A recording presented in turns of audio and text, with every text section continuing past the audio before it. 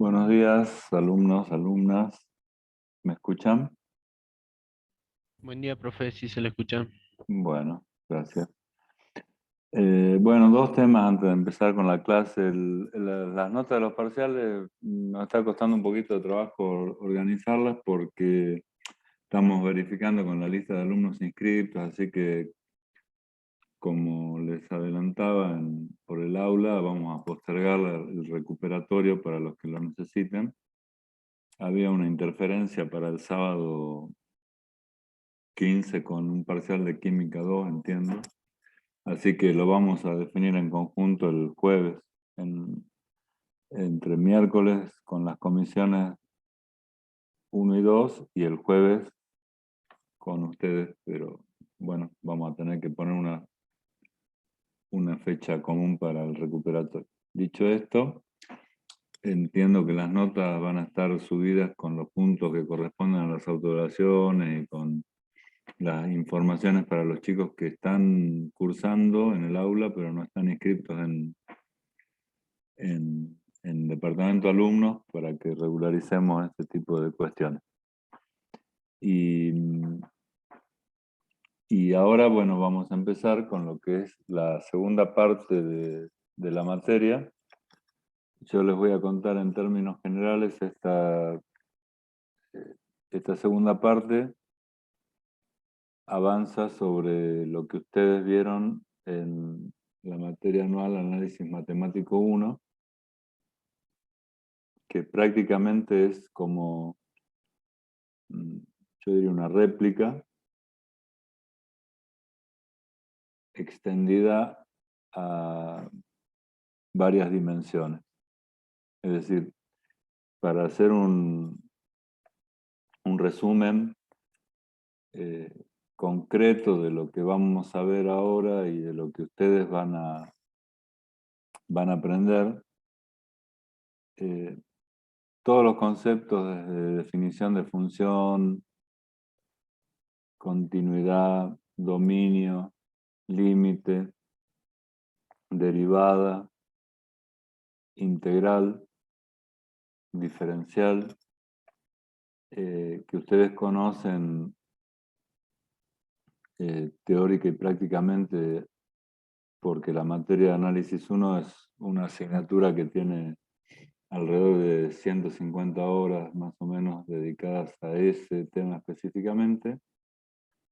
Eso ahora vamos a tratar de interpretarlo y sobre todo de que ustedes lo interpreten para un escenario en donde la función sigue siendo la función, como en análisis 1, pero en vez de existir la dependencia de una variable real, como habitualmente en el caso de análisis 1 era X, que podía tomar valores arbitrarios y siguiendo los puntos definidos en un dominio, ahora esa función, que sigue siendo la misma que analizábamos en análisis 1, pasa a depender de más de una variable independiente simultáneamente,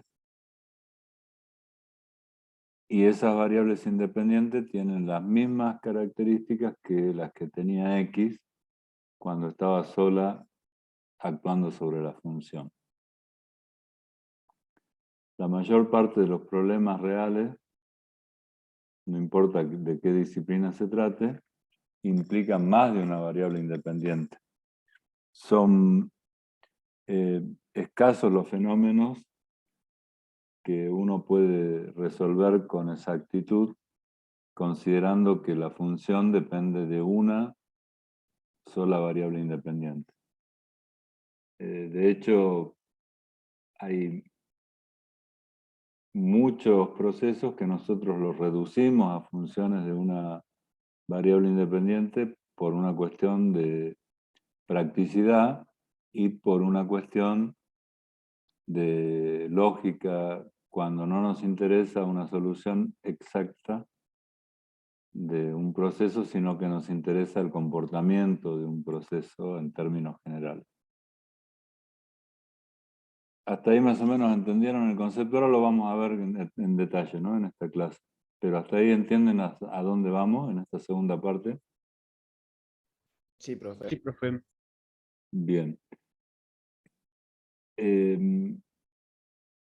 Nosotros no vamos a repetir, ni tampoco es el objetivo de este curso, las definiciones conceptuales de función, dominio, límite, derivada, diferencial e integral, porque son funciones que ustedes conocen no solo el significado y el concepto de esas propiedades, digamos, de las funciones, sino también porque conocen cómo se manipulan esas funciones con las herramientas matemáticas que conocemos. Es decir, ustedes hoy saben, para dar un ejemplo, calcular la derivada de una función de una variable,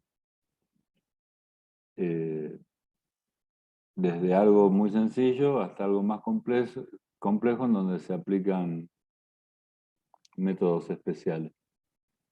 Eso, digamos, es como que el concepto ustedes ya tienen, lo mismo que la noción de límite. Son nociones que en el análisis 1 se han visto y han tenido que aprender para poder interpretar los problemas y para poder interpretar la construcción, digamos, del cuerpo de las funciones de una variable.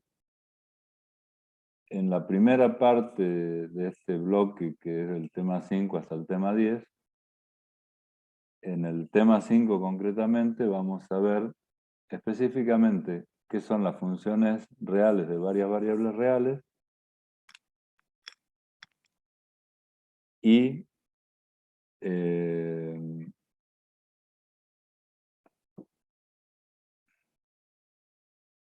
también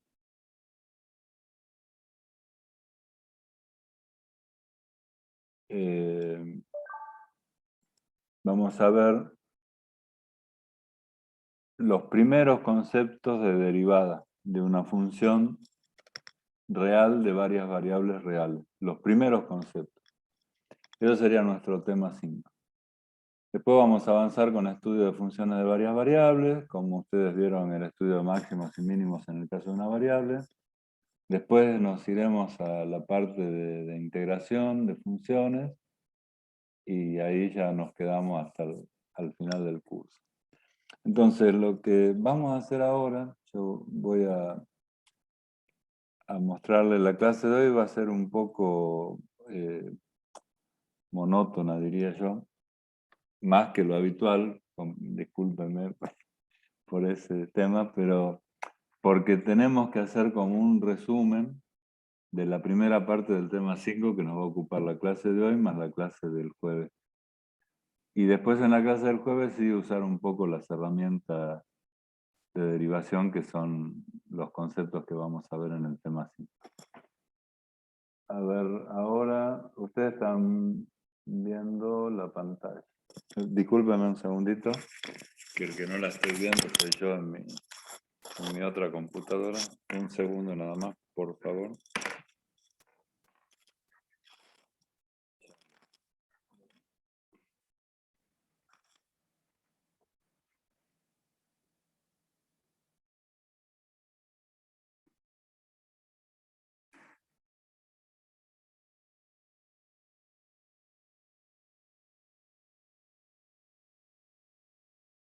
Bien. Bueno, ahora sí, disculpen. Entonces vamos a empezar con el tema 5, campos escalares. Y esta es la definición de función. En la guía, por supuesto, todas estas cuestiones están así como están acá resumidas. Estas son fotos de la propia guía, digamos. Yo lo que les recomiendo para el tema 5, que es importante porque da el punto de partida para analizar el bloque 2 de la materia, es que sí se detengan a leer las definiciones sobre todo. O sea, esta definición, más allá de la notación que usamos en en la cartilla, que tiene que ser rigurosa, etc. Es una definición básica que, digamos, para seguir avanzando es bueno interpretarla. Yo se las voy a traducir a lo que sería mi visión desde la lógica, no desde la matemática, a cómo está escrita acá en esta definición con notación más bien rigurosa. Acá dice, se define función real de n variables reales como una aplicación f, s incluido igual a rn, en R, que asigna a cada punto x, que tiene componentes x1, x2, xn, perteneciente al conjunto S, que está incluido en los reales de n dimensiones, un único valor real y que pertenece a R. El elemento I pertenece a R y se escribe como I igual a la función de X. Es la imagen de X por F y el conjunto S incluido o igual a Rn es el dominio de la función. Bueno, es una definición así como un poco estricta, pero es la definición. Lo que nosotros queremos decir con esta definición es, nosotros vamos a definir como función real dependiente de varias variables reales a cualquier vínculo, transformación, aplicación que relacione los valores de un conjunto de variables reales con el valor que toma la función de acuerdo a los valores de esas variables reales. Para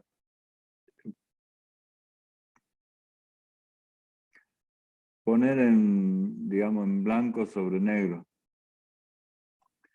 supongamos que nosotros tenemos una función que es el gasto que nosotros hacemos cuando compramos paquetes de una marca de galletitas determinada en un kiosco. Esa función nos va a servir para calcular el pago que tenemos que hacer cuando nosotros ya sabemos qué galletitas vamos a comprar, o sea, cuál es la marca, y cuando llegamos al kiosco nos enteramos del precio.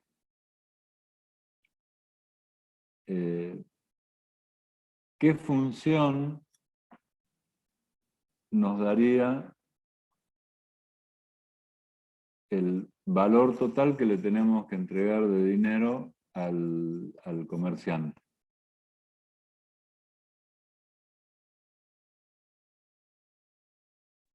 ¿Cómo, profe?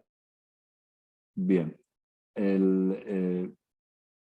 Vamos a hacer un ejemplo de una función de más de una variable independiente. Yo me voy de mi casa y voy a comprar 2 paquetes de galletitas Lincoln en un kiosco donde sé que venden esas galletitas. No estoy seguro de cuántos paquetes voy a comprar porque no conozco el precio, por ahí hacía 2 o 3 días que no iba y ya pudo aumentar, y llevo una suma de dinero concreta, llevo 200 pesos en el bolsillo. Pero salgo con el objetivo de comprar galletitas Lincoln hasta donde me dé el valor del dinero que yo llevo. Bien. ¿Qué función, una vez que entro al kiosco, seguramente algo voy a preguntar y después voy a pedir, qué función necesito para saber cuánto voy a gastar?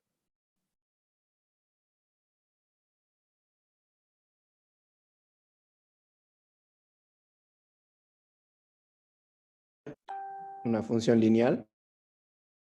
Sí, es una función lineal, pero concretamente porque no es, digamos, un ejemplo genérico, es yo voy a comprar galletitas Lincoln, llevo 200 pesos en el bolsillo Entro al kiosco y ¿ustedes qué preguntarían?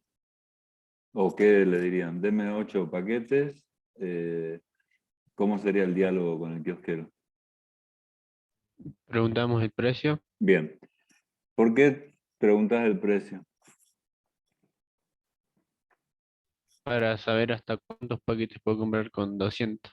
Bien. Entonces el tipo te dice 80. Ponele. ¿Y qué más? ¿Cómo continúa el diálogo?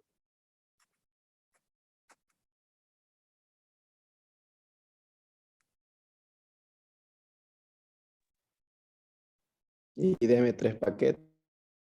Bueno, que te va a fiar 40, eso me parece raro, digamos. Decime dónde vas vos a comprar que yo voy. Deme 2 paquetes nomás entonces. Bueno, entonces, vos le decís 2 paquetes. ¿De dónde sacaste el 2?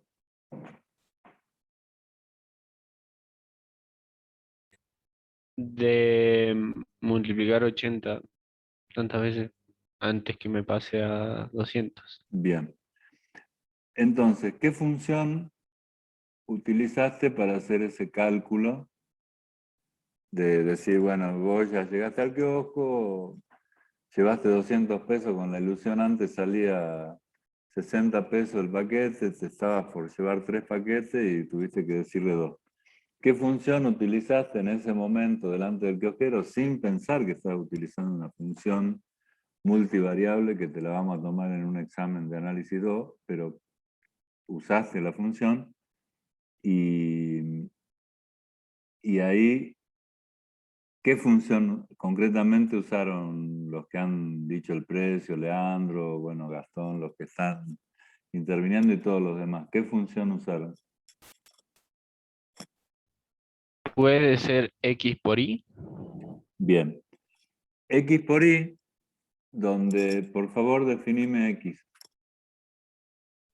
X la cantidad de paquetes Bien, y el precio. perfecto. El resultado de X por Y, ¿qué sería?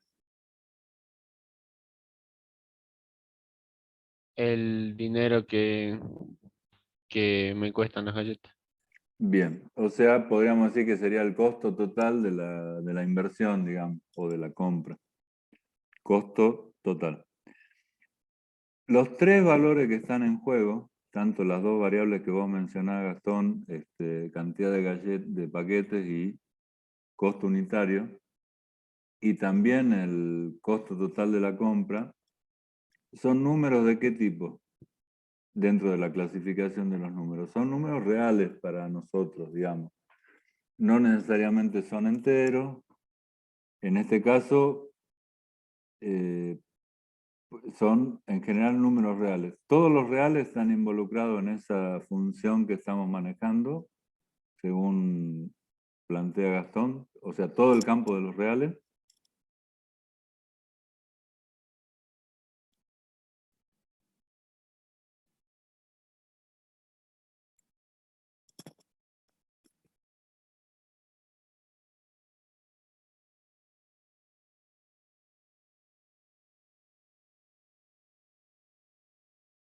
Ahí, a ver, que no estoy viendo el chat, perdón, ahí hay una respuesta. Reales mayores que 0. Bueno, Nicole, exactamente. Los ceros no tendrían sentido ni en X ni en Y. En este problema, porque no es lógico que la cantidad que vaya a comprar sea 0, ni tampoco, porque si no, no iríamos al kiosco, ni tampoco es razonable que el precio sea 0 en un kiosco, digamos. Y la función, el resultado, al no ser 0 ambos números variables, tampoco debería ser 0. Tampoco tienen sentido los números negativos, porque no hay cantidades negativas, no puedo comprar menos un paquete de galletitas, tendría que devolverle al kiosquero y hacer una transacción inversa que no se da, digamos, en la lógica. Y el precio negativo, como que vos le vas a comprar un paquete de galletitas y el kiosquero te da los 80 pesos, también es medio raro, digamos. no es lógico dentro del problema económico que estamos planteando. Entonces, lo que estaríamos definiendo es que tanto X como Y que propuso Gastón como variables independientes sean habilitadas para funcionar en este proceso en los reales positivos, dentro del campo de los reales positivos. Y el resultado del operar, digamos, de hacer esa aplicación, esa transformación, va a ser un número real. Fíjense que para cada valor de X y cada valor de Y, ¿hasta cuántos valores de F podríamos tener? Infinitos. Voy a hacer mejor la pregunta porque la hice mal. Para un determinado valor de X definido, ponele, ay, no me acuerdo si X era el precio o la cantidad. X era el precio, ¿no, Gastón? La cantidad, profe. Ah, bien. Entonces, para un valor determinado de X, cantidad, y un valor determinado de Y, precio, ¿hasta cuántos valores de el costo total podríamos tener?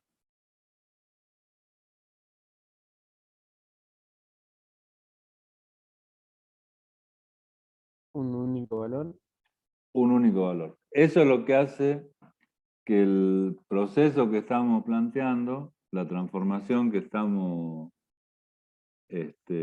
analizando, se convierta en una función. Para cada valor de las variables independientes existe un único valor de la función, que es el mismo concepto de función que ustedes tenían para una sola variable, ¿no es cierto? Lo que no significa que pueda haber otras combinaciones de X y de Y que den ese mismo valor de la función. Pero para cada combinación existe un solo valor de la función. Habitualmente, para no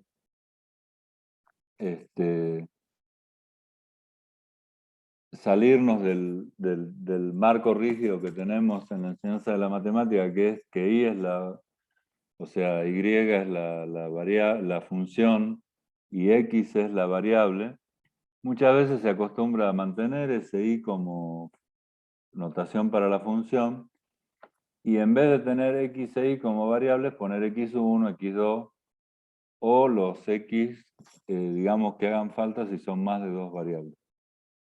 No sé si esto último que dije está claro. Sí, profe. Bueno. Entonces, analizando esta función sencilla, surgen varias cosas. Por empezar, para cada valor de X y de Y, en esta función que propuso Gastón, vamos a tener un único valor de la función. Yo ya ahora empezaría, denme un segundito nada más.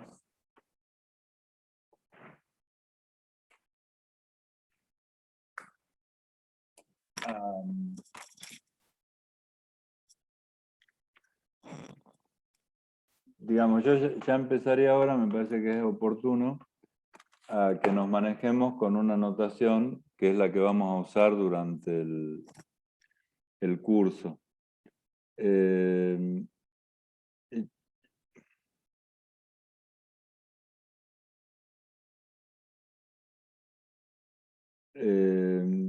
Discúlpame, Gastón, que te vuelvo a preguntar, pero estoy escribiendo ahora. El X era La cantidad. la cantidad. Sí. Bien.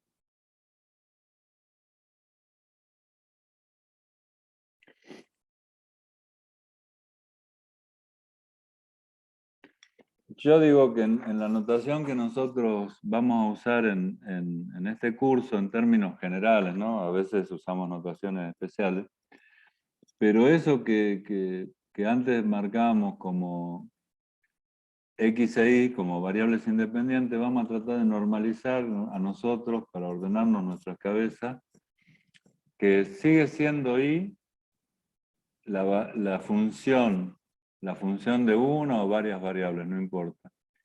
Y las variables independientes las vamos a llamar, o tratar de acostumbrarnos a llamarlas, x1 y x2.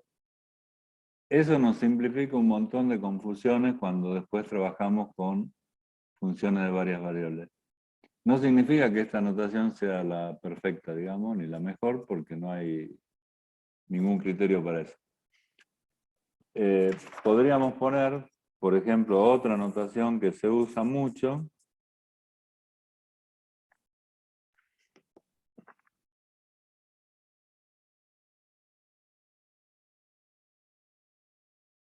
Es la notación cuando los matemáticos pensaban que se iban a quedar en 2 o 3 variables, entonces empezaron a usar x para la primera variable, y para la segunda variable y z para la función. Eso cuando pensaban que el universo estaba limitado a 2 variables, digamos. Primero estaban convencidos que se limitaba a una variable, el universo matemático, ¿no? Me refiero. Después cuando vieron que había 2 y seguro que no había más, dijeron, bueno, x e y son las variables independientes, y z sería la función, con lo cual escribiríamos una función de 2 variables de esta manera. Después cuando, digamos, uno trabaja con funciones de hasta 90 variables y hay que trabajar con otro formato de notación, se empezó a utilizar los subíndices para de una manera un poco más ordenada, o tal vez no ordenada, sino sencilla, se pudiera ir agrandando, digamos, el marco teórico y de notaciones que nosotros hacemos cuando nos referimos a funciones de varias variables. Esto, aunque, y les pido 1000 disculpas si les parece un poco básico, pero es importante a los efectos de que comprendamos la notación que vamos a usar. No es un tema menor a mi criterio la notación. Acá está como definido esas definiciones, las variables. Acá vamos a entrar en una dimensión diferente a la de una variable, entonces por ahí las variables x1 y x2, en el ejemplo que vimos recién, o x1, x2 hasta xn en términos generales, es la variable, digamos, en general, que es una serie de componentes, todos independientes entre sí, que conforman un punto que está variable.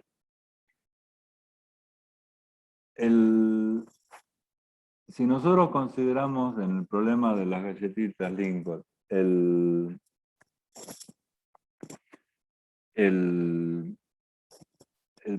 tema del dominio,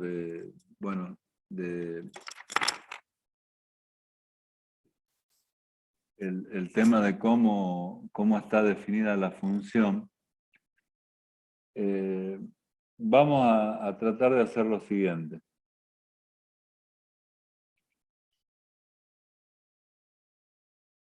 Volviendo a la definición original que nosotros vimos al principio,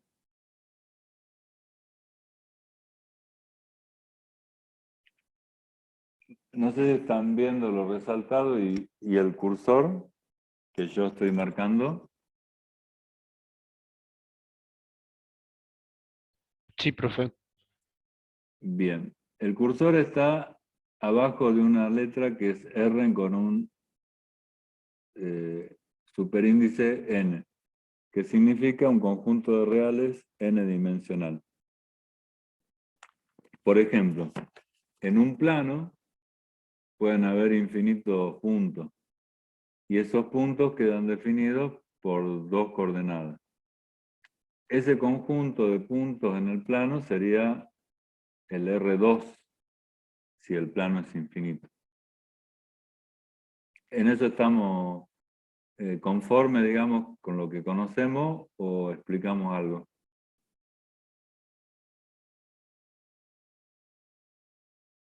Con confianza, chicos, ¿no? Porque estamos empezando este tema.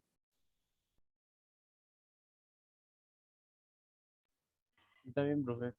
Bueno. En el caso de las galletitas, el dominio de la función, es decir, el conjunto al que pertenecen los valores válidos de las variables independientes. ¿Qué n le correspondería al R?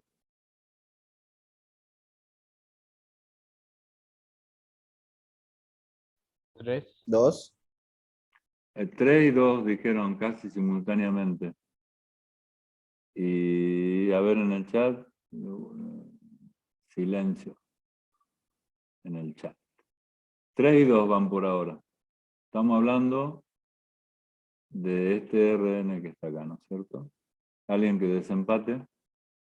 O que diga 4-1.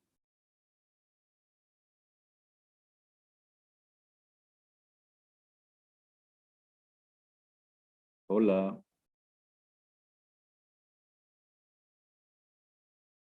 Dos. Leandro dice 2. Bueno, a ver. El conjunto Rn que está en la definición esta vendría a ser el conjunto que incluye a todos los puntos donde pueden existir las variables independientes simultáneamente. En el caso del problema que es y igual a x1 por x2, el que estamos analizando nosotros, los puntos pueden estar en R2, ¿por qué? Porque si nosotros trazamos un eje para x1 y un eje para x2, no hay forma que los puntos que combinan un valor de x1 con un valor de x2 estén en otro lugar que no sea el plano R2. O sea, no están solo en la recta X, no están solo en la recta Y, o X1 y X2, ni tampoco están en el espacio de 3 dimensiones o de 4. Están en el plano. Entonces podríamos afirmar que en el campo de los números reales de 2 dimensiones vamos a encontrar todos los valores posibles que están habilitados como dominio de la función costo total de las galletitas que compramos. Eso es importante identificarlo. Entonces, en este caso, R2. Este S que está acá, que lo estoy mostrando con el cursor, para el caso de las galletitas, ¿quién sería?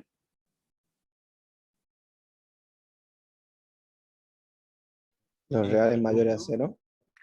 Los reales mayores a 0. Si lo tuviéramos que, a ver, de alguna forma, ¿no es cierto? Los reales mayores a 0 está excelente la respuesta. Esos son, ay, perdón. Esto es R2, ¿no es cierto? Si lo vemos así, como simplificadamente. Esto es R2. S, ¿cuál sería?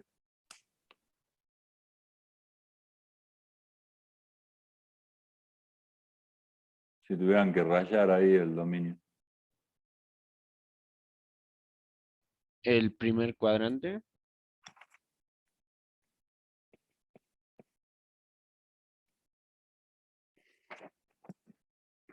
En este primer cuadrante del plano R2 o del conjunto de los reales en 2 dimensiones, en este primer cuadrante se cumple la condición de que x1 es mayor que 0 y que x2 es mayor que 0.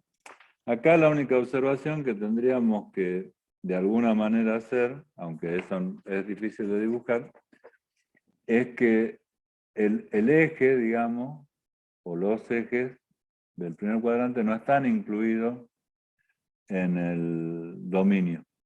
¿Se entiende eso, no? Sí, profe. Sí, profe. Porque dijimos que el 0 no va. Y entonces,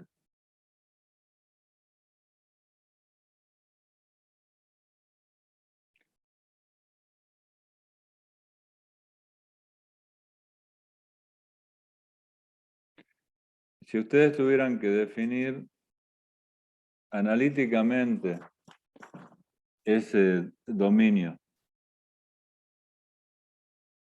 dirían que el dominio o subconjunto de R2 serían el conjunto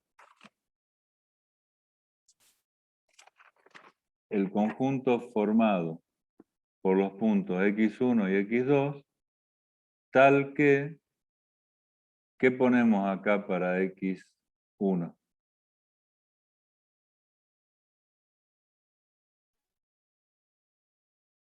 Mayor que 0. Sí.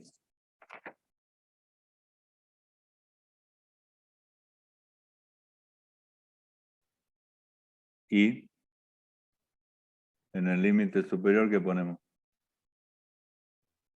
Infinito. Bien. Por ahí no es lógico que compremos infinitos paquetes de galletita o que el precio sea infinito. Pero es posible.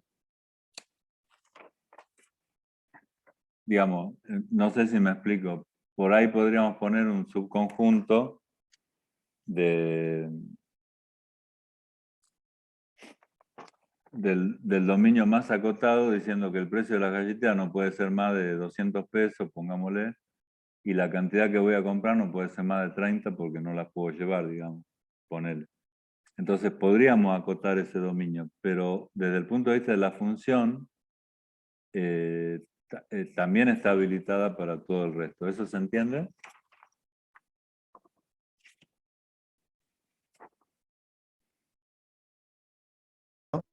Sí, profe. Sí, profe. Bueno. Entonces, volviendo acá, nosotros tendríamos que para la validez de la función como función en sí, x1, o sea, el primer componente de las variables independientes, no debería ser igual ni menor que 0 y puede valer hasta cualquier valor. Y además se tiene que cumplir simultáneamente que y, ahí yo puse que x2, ya estamos usando la notación más general, ¿entre qué límites debería estar x2?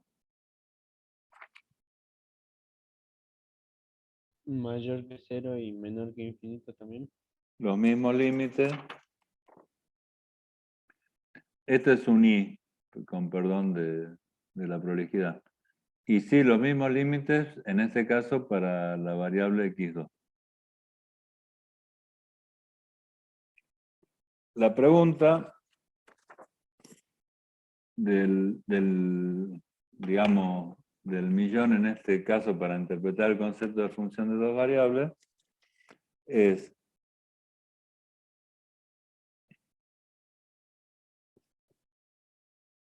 nosotros podríamos tener perfectamente definido en el dominio de la función un punto.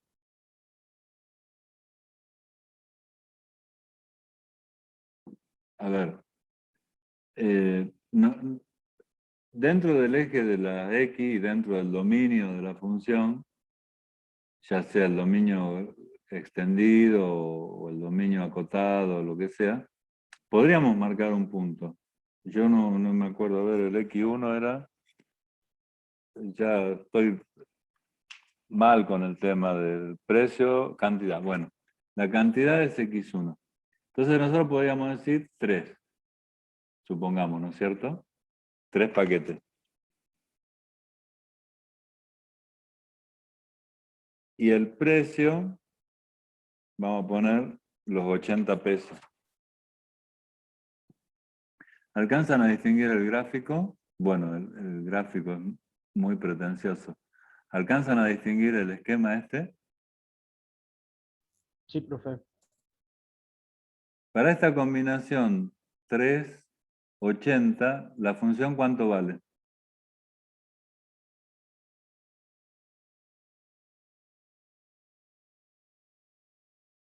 ¿240? Bien. ¿Dónde la representarían gráficamente? Hay alguien quiso decir algo, pero no escuché. ¿Hay alguna duda con los 240, digamos, el valor? ¿O estamos bien?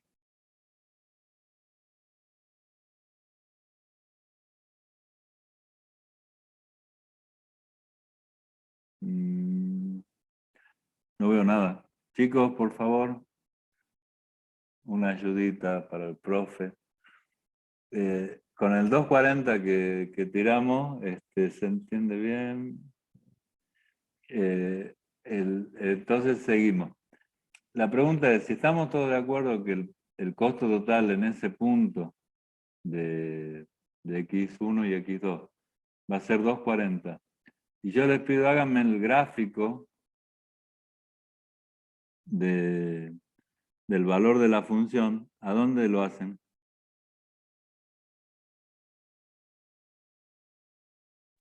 En el eje Z.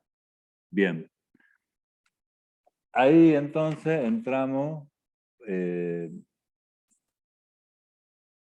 bien ustedes ya eso lo han hecho infinidad de veces, pero es como que entramos ahora en el campo de un poquito más de dimensiones, digamos. Entonces, nosotros vamos a trabajar a partir de ahora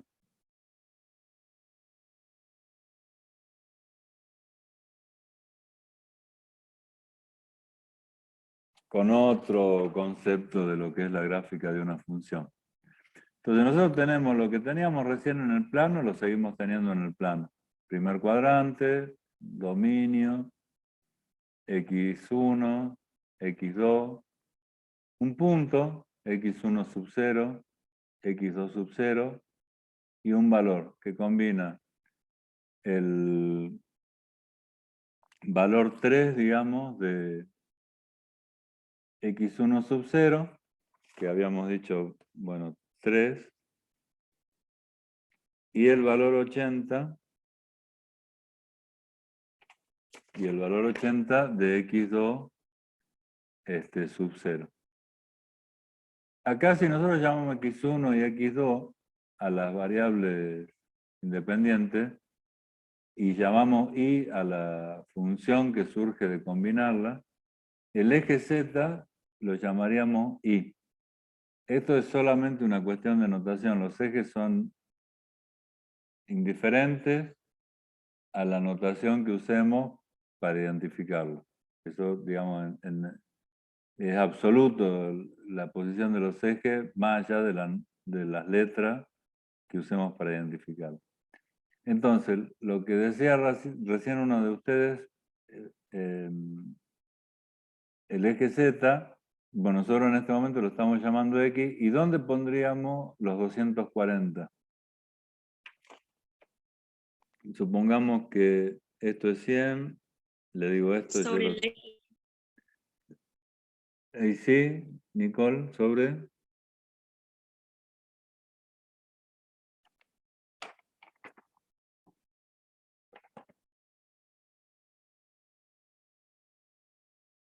A ver si podés repetir, Nicole, por favor. Creo que fuiste vos la que hablaste. 240 sobre el eje Y, profe. Bien. El Puede ser. 240 sobre el eje Y estaría por acá, digamos, más o menos. Ahora, ¿el punto lo marcamos en la línea del eje Y o en otro lado? Paralelo, profe. Sería en el espacio. Sería en el espacio, sería paralelo. Entonces, lo que se hace habitualmente para construir el valor de la función, yo digo habitualmente,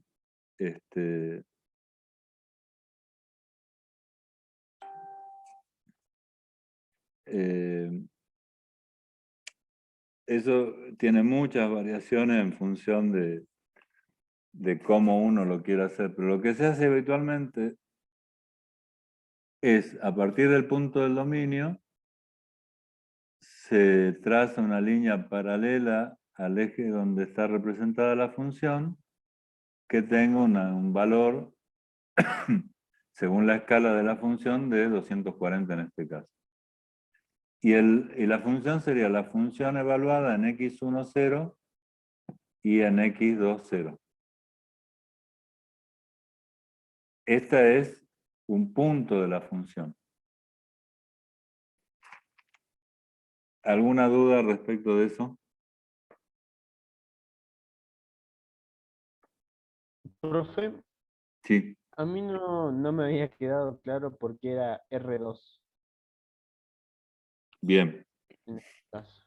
El dominio estamos hablando, ¿no es cierto? ¿Por qué R2 era el dominio? El dominio, a ver, en el caso de las funciones de una variable, vamos a desconectarnos, desenchufemos un ratito el de dos variables y pongamos el de una variable. En el caso de las funciones de una variable, ¿tenemos en claro que el dominio es R1 o está dentro de R1? Sí, profe. Bien, o sea, no puede haber ningún valor de la variable que no esté dentro del eje R1. Y el dominio es por ahí un pedazo de ese eje. Si nosotros queremos calcular la superficie de un cuadrado, la función sería el área igual al lado al cuadrado. Es una función de una sola variable, que es la longitud del lado. En ese caso, ¿cuál sería el dominio para la única variable de x?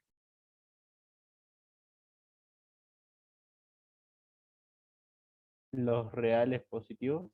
Los reales positivos para que haya un cuadrado.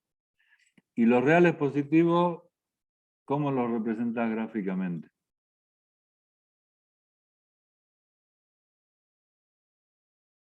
Sobre el eje, sobre una línea.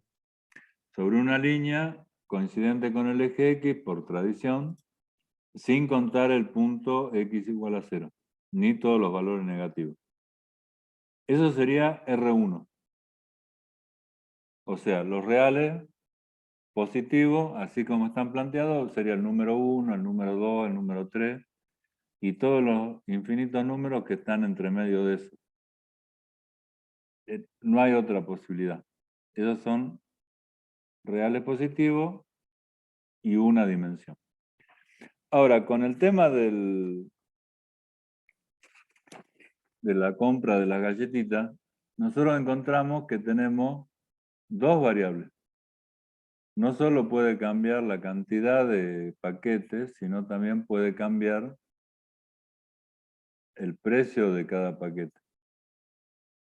El dominio de la función ya no queda limitado a los valores de x1 positivo, es decir, la cantidad de paquetes. Eso serviría si la función solamente fuera una función de la cantidad y el precio se mantendría constante para siempre. Pero no es el caso que estamos planteando, sino que también el precio puede variar. Entonces ahí tenemos una variable que tiene un campo de variación y otra que también. Pero las variables se pueden combinar de cualquier manera, porque son independientes entre sí. Es decir, uno puede cambiar la cantidad independientemente del precio, si no hay otra condición. Si uno fuera hipermillonario, dice, bueno, ¿cuánto sale? 2.000 pesos, compro 58. O sale 1.000 pesos, compro 1.532. Son variables independientes. Entonces, todos estos puntos que están acá que sean positivos, ambas variables, son parte del dominio. Y este conjunto de puntos que lo incluye, lo conocemos como R2, porque son reales, pero en 2 dimensiones. Bien, profe. Ya me quedó claro, me estaba confundiendo. Bien. Es que el entrar en el campo de las funciones de varias variables, por lo general sí genera es como cuando entramos a un espacio nuevo, hay que acomodarse, digamos, ubicar las cosas donde están, los muebles, qué sé yo, para digamos, no sorprenderse. Y después cuando uno está acostumbrado, ya se maneja más automáticamente. Nosotros cuando estudiamos ingeniería o en el secundario, cuando estudiamos matemáticas, estamos muy focalizados en el estudio de funciones de una variable y eso cuesta mucho después expandirlo. Hay otros métodos de enseñanza que empiezan directamente de varias variables y después por ahí resulta más fácil, ¿cómo les puedo decir? Volver a reducir y trabajar en una variable a partir de varias. Pero bueno, es toda una discusión. Los pedagogos dicen que hay que ir de lo más simple a lo más complejo y los matemáticos no estamos tan de acuerdo en ese aspecto, pero es otro tema. Entonces, el gráfico que ahí es donde yo pregunté la duda y quedó que esto que está acá sería un pedazo de R2. El gráfico se genera para identificar el punto de 3 paquetes por 80 pesos con un punto. Dentro de lo que es el dominio de la función, o sea, los reales positivos, ¿será el único punto que podemos graficar en ese gráfico o habrá otros posibles?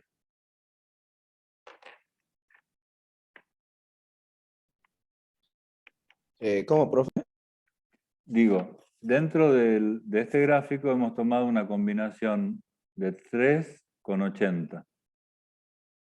Un conjunto de las dos variables definido, un punto del dominio, al que le corresponde un único valor de la función que sería 240. La pregunta, y eso define un punto en el espacio. La pregunta ¿es el único punto que dentro del dominio puede quedar definido por esta función? ¿O podría haber más? Para otros Podría haber valores más, profe. puede haber más. ¿Muchos más o pocos más? Infinito.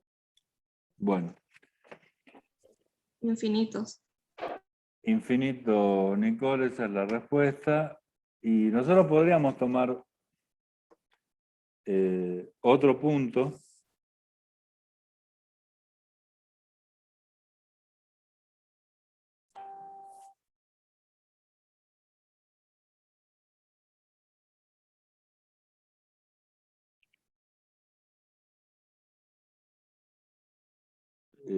Estoy dibujando.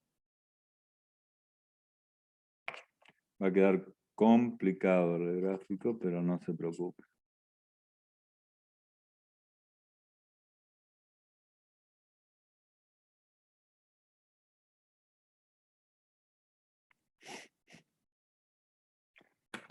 Podríamos tomar otro punto. Voy a tratar de explicar lo que hice en ese garabato.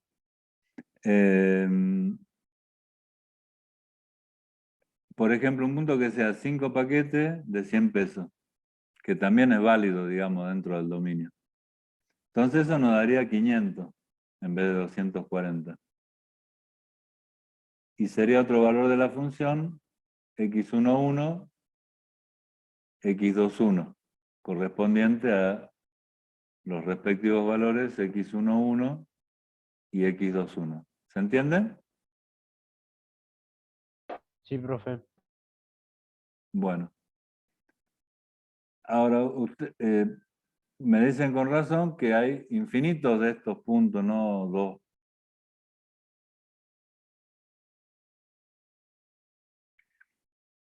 Entonces, si nosotros pudiéramos evaluar los infinitos puntos y dibujaríamos el puntito en cada caso, ¿qué quedaría formado en el gráfico?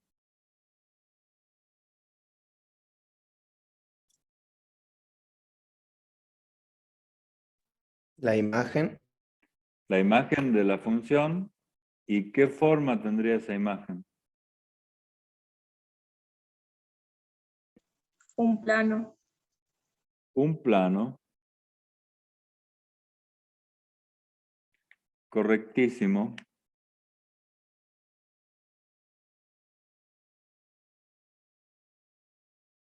que sería algo por el estilo, digamos. Para no complicar, los dos puntos que marcamos recién están ahí,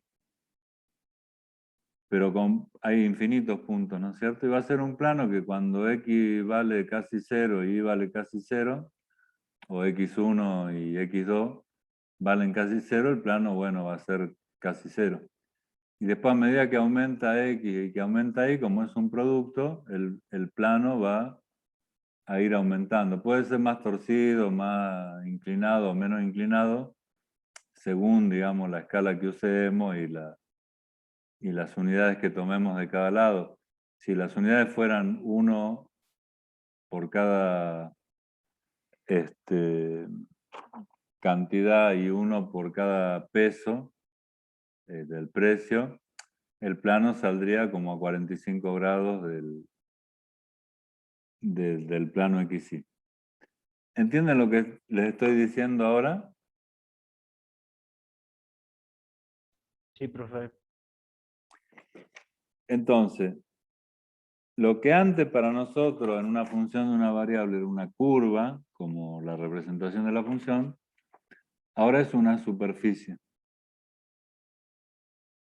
¿Por qué digo una superficie y no un plano? Bueno, es un plano si la función es x1 por x2, que es re lineal, digamos. Ahora, si la función fuese x1 por x2 al cuadrado, a medida que aumenta x2, esta parte de la función va a aumentar más rápido que esta que va a aumentar linealmente. ¿Se entiende? Sí. Entonces, es como que la palabra superficie, en lugar de plano, abarca un poco más todas las posibilidades que existen. Claramente acá estamos viendo una función que es hipercontinua, digamos, x por y o x1 por x2 dentro del dominio de los reales positivos de dos dimensiones, es continua, no puede haber ningún punto de discontinuidad. Así como hay funciones de una variable que no son continuas en todo el dominio, también puede haber funciones de dos o más variables que son discontinuas. Y acá en este punto, nosotros tenemos que advertir la limitación que se nos presenta en nuestra capacidad de razonar frente a la ilimitación que tiene digamos, el cálculo matemático. Ustedes vieron que la gráfica de una función de una variable real es en general una curva. Puede ser una recta, puede ser una parábola, puede ser un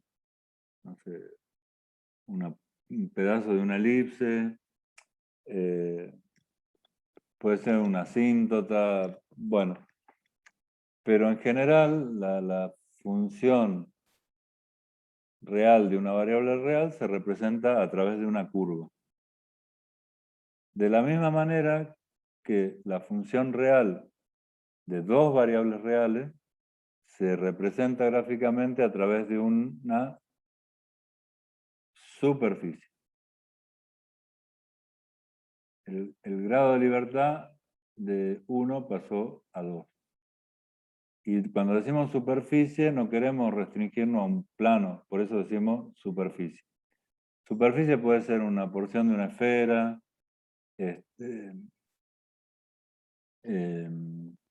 a ver, puede ser la superficie de un cilindro, la tapa de un cilindro también es una superficie, o sea, que sería como un plano, un pedacito de plano, o sea, la superficie puede tener cualquier forma. Mientras haya una función que la represente, la podemos utilizar. Ahora, imaginemos por un momento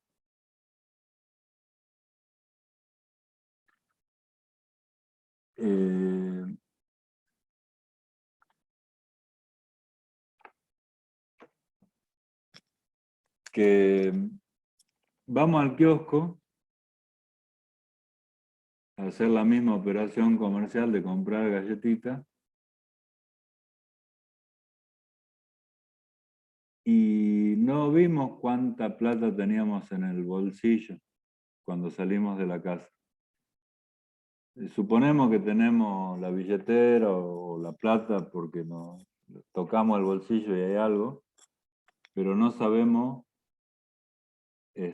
la cantidad exacta que tenemos en mano. Pero ustedes ya salieron, ni se quieren fijar, van contentos al kiosco. ¿Cuántos paquetes de galletitas compran? ¿Cómo hacen?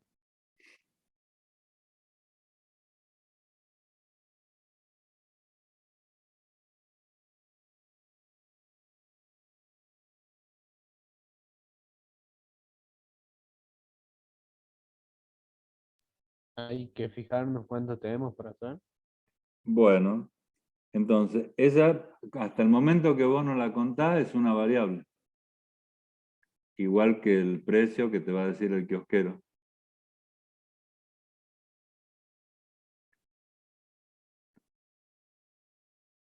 Después va a tener otra variable que va a ser el precio de la galletita.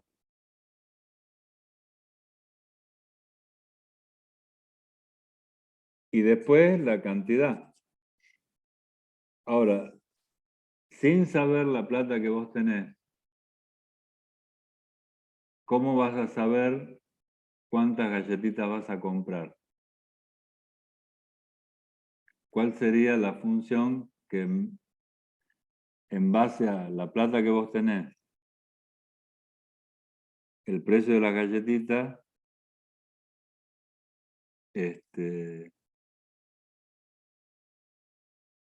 va a funcionar, digamos, para darte la respuesta de cuánta cantidad de galletitas puedes comprar?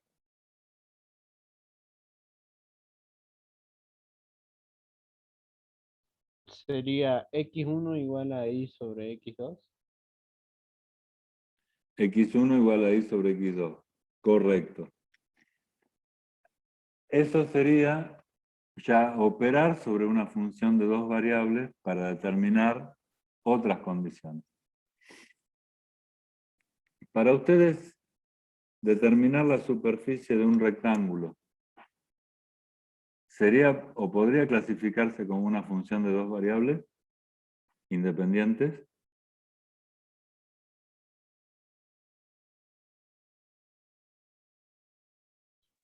Sí, profe. Por Porque necesita de dos datos. de dos datos que son independientes entre sí, o sea, la altura de un rectángulo no depende de la base en general. Entonces, vos podés construir la misma función que para las galletitas con el rectángulo. Ahora, supongamos que nosotros queremos determinar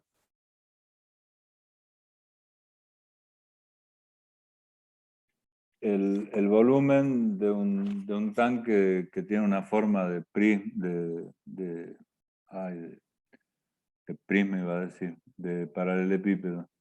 No, a ver, chicos, ayuda. ¿Qué es eso?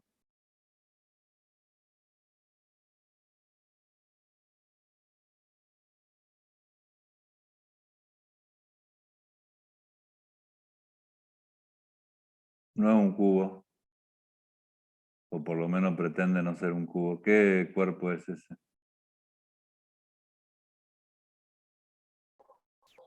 Un prisma.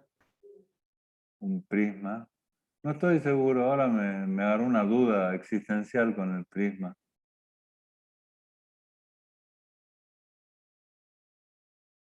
Lo dejemos como paralelepípedo, profe. No, tampoco, porque el paralelepípedo es un plano, me parece. Yo está bien, el prisma. El otro que es así serían las pirámides, ¿no es cierto? Este. Y este sería el prisma. Está muy bien. En este prisma, que no es un cubo, si nosotros deseamos calcular el volumen, ¿cuántas variables intervienen en el cálculo?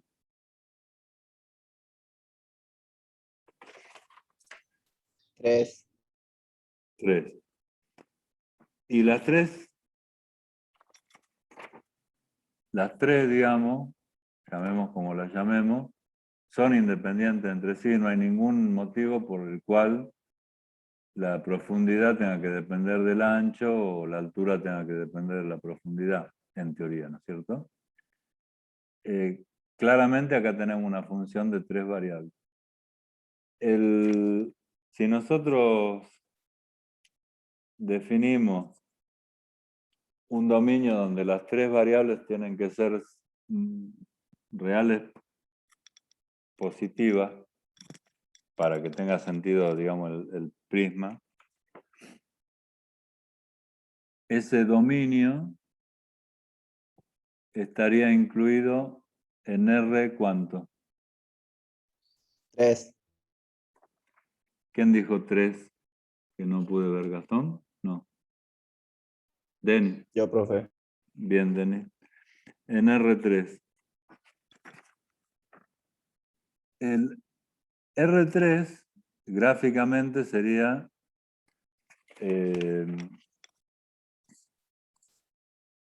como todo el espacio, que ya acá se nos complica un poquito, ¿no? Para dibujar.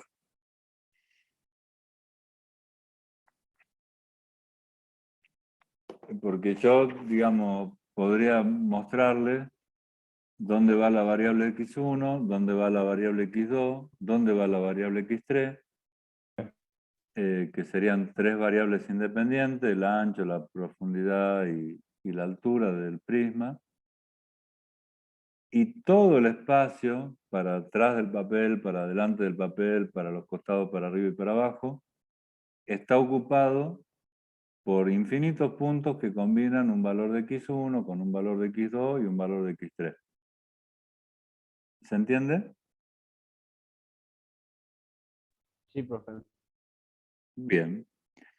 Entonces, supongamos que tenemos el caso este específico de un prisma y que decimos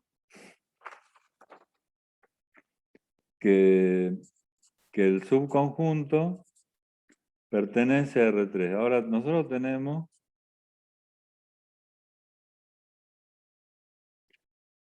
como 3 variables independientes.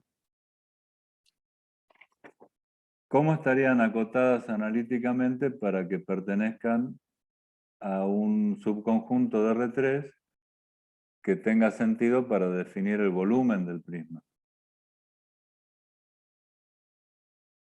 Todas mayores a 0. Todas mayores a 0.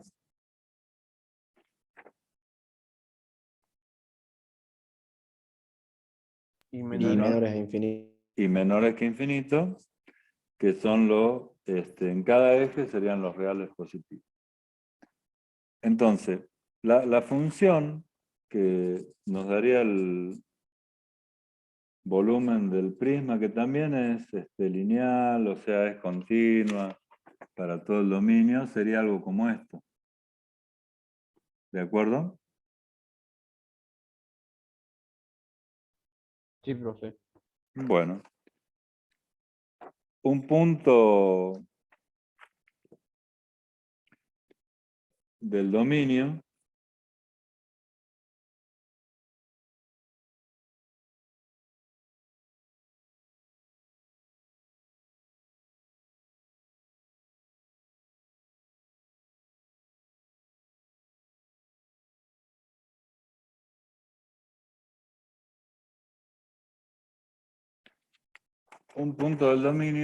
estaría definido por un valor de x1, un valor de x2 y un valor de x3, que lo llamamos en este caso 0, 0, 0, x1, 0, x2, 0, x3, 0.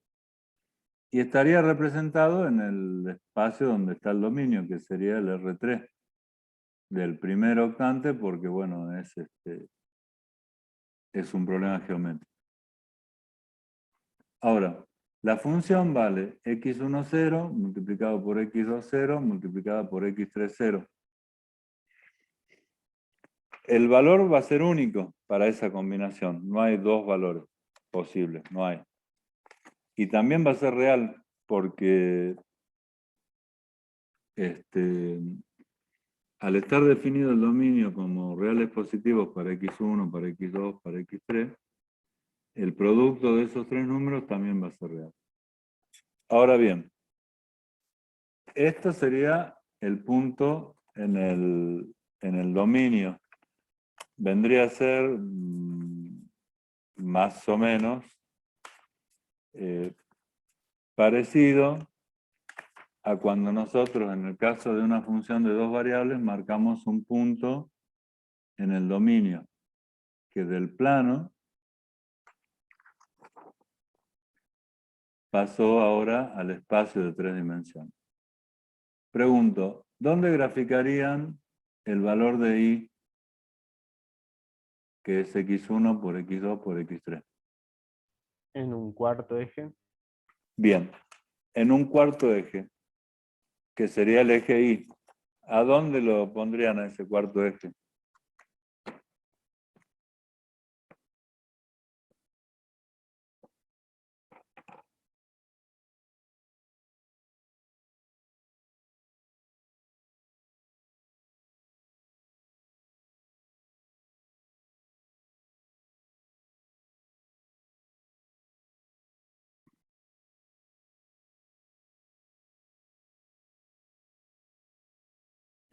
¿Se lo pueden imaginar al menos aunque no lo puedan dibujar?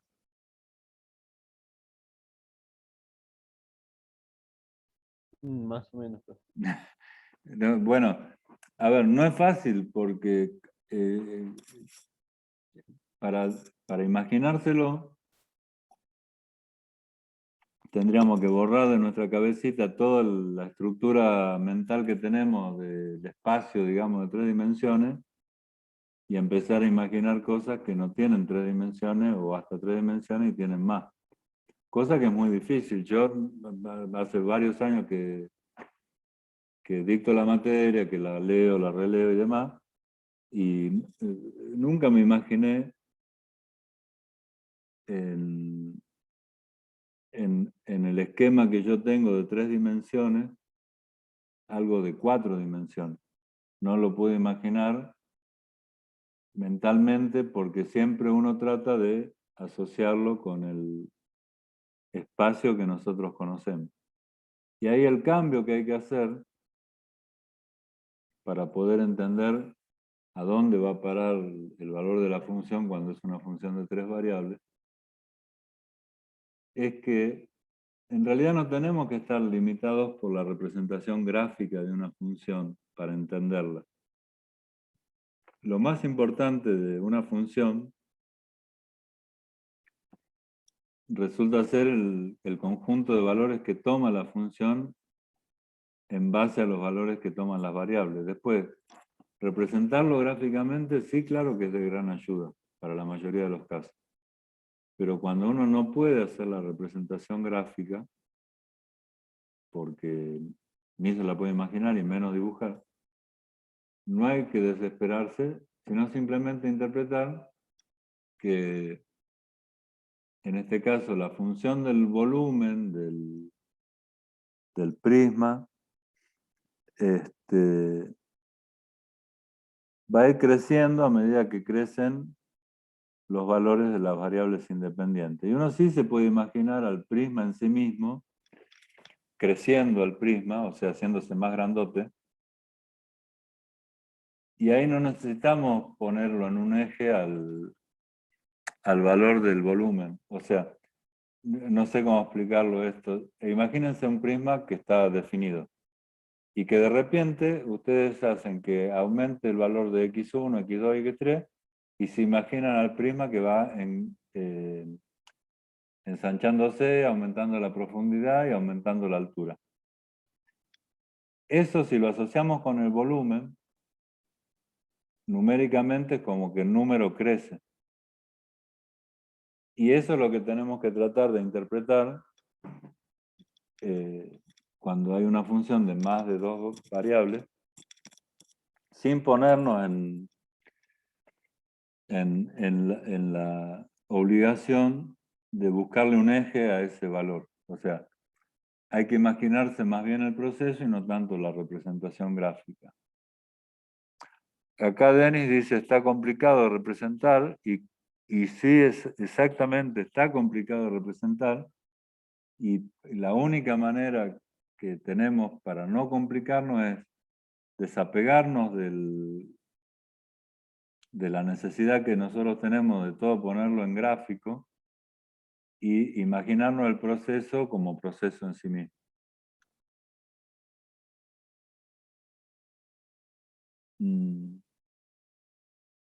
No sé si esta última parte les sirvió, digamos, para hacer el razonamiento de la vinculación entre la función y la representación gráfica, chicos. Sí, Sí, profe. profe. Bueno, eso es importante. Acá en la guía hay varios ejemplos que no son hablados como los que estamos haciendo ahora, que tienden a eso, es decir, cómo representamos un campo escalar. Campo escalar, antes que nada, es lo mismo que función de varias variables reales, son definiciones. Pero, por ejemplo, la necesidad de graficar, digamos, hizo inclusive que, por ejemplo, algunas funciones de varias variables, como de dos variables, por ejemplo, se buscaran de dibujar en una sola variable. Cuando ustedes ven, bueno, antes se veía, o en la secundaria vieron en geografía, la isoterma, la isobara, la isoyetas, en fin, líneas que unen puntos de igual magnitud en una determinada variable, y ahí tenés tres variables, tenés el x e y, que es la posición en el mapa, y el valor de la propiedad que estás midiendo, ya sea la altura, la humedad, la temperatura. Entonces, en realidad habría que graficarlo así como está acá, en este gráfico. Lo que se busca para simplificar es hacer las curvas de nivel para que nos quede más fácil a nosotros y que sea un gráfico en el plano. Y siempre se trabajó mucho sobre eso. Hay un programita que está en el aula que lo pueden descargar, es oficial, no tiene virus, nada, y es gratuito, de Microsoft, que es un calculador, digamos. Entonces ahí ponen una función de dos variables, por ejemplo, en este caso, la función que está resaltada en este instante, z igual a 3x menos 15, y bueno, le va a salir un gráfico, obviamente en dos dimensiones, que es la de la pantalla que tenemos, pero con la idea de que sean tres dimensiones, por decirlo así, medio raro.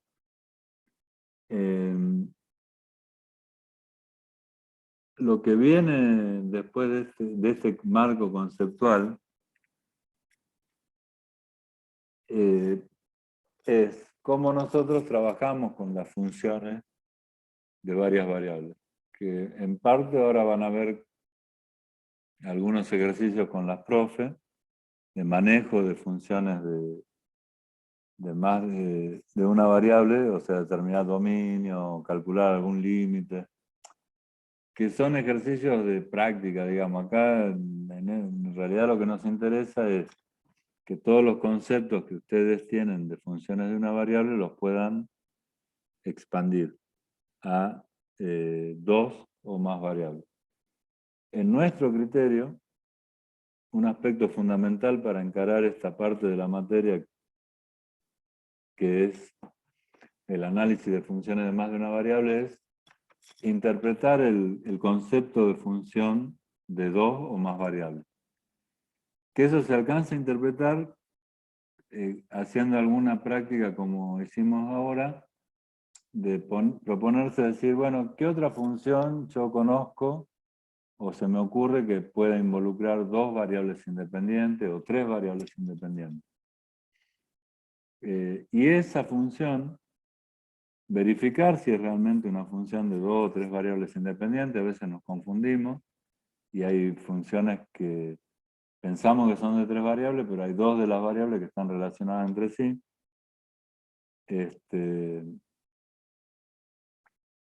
Imaginarnos cuál sería el dominio, cuál sería la imagen y empezar a trabajar. Una vez que eso está interpretado, el hecho de usar las herramientas para manejar las funciones de más de una variable es como más natural.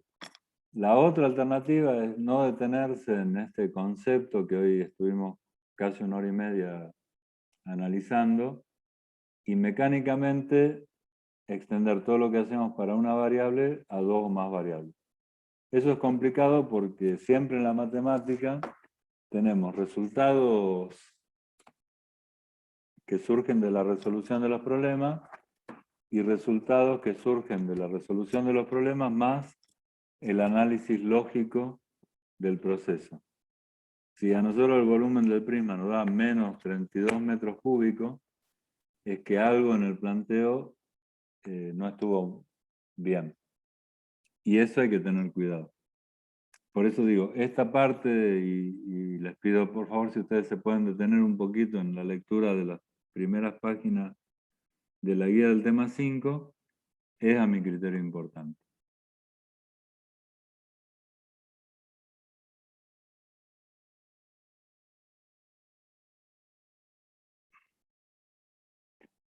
¿Hay alguna duda específica?